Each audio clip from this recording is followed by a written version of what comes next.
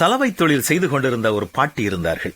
அவர்களுக்கு எவ்வளவு வேலை இருந்தாலும் ஞாயிற்றுக்கிழமை தோறும் பக்கத்தில் இருந்த ஆலயத்திற்கு சென்று வந்தார்கள். இதை கவனித்த பக்கத்து வீட்டு வாலிபர்கள் 2 பேர் பாட்டியினிடத்தில் வந்து, நீங்கள் இப்படி ஞாயிறு தோறும் ஆலயத்திற்கு போவதால் உங்களுக்கு என்ன நன்மை கிடைத்திருக்கிறது என்று கேட்டார்கள். அதற்கு பாட்டி, எப்படி நன்மை உண்டாகிறது என்று தெரியாது, ஆனால் எனக்கு நன்மை உண்டாகிறது என்பது மட்டும் எனக்கு தெரியும் என்றார்கள்.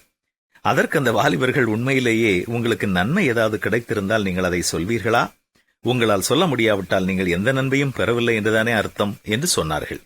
அதற்கு பாட்டி, அந்த கயிற்றிலே தொங்கும் துணிகளை பாருங்கள், அவை எவ்வளவு சுத்தமாக இருக்கின்றன. தண்ணீர் தான் அதை சுத்தமாக்கியது.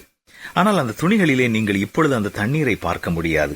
அதே போலத்தான் நானும் ஆலயத்திற்கு செல்ல செல்ல எனது மனபாரம், கவலை எல்லாம் நீங்க பெற்று எப்பொழுதும் சந்தோஷமாக இருக்கிறேன் என்று பாட்டி கூறினாள்.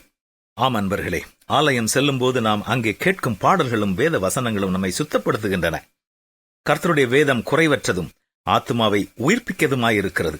கர்த்தருடைய சாட்சி சத்தியமும் பேதையை ஞானியாக்கிறதுமாயிருக்கிறது என்று ஒரு ராஜா எழுதி வைத்திருக்கிறார்.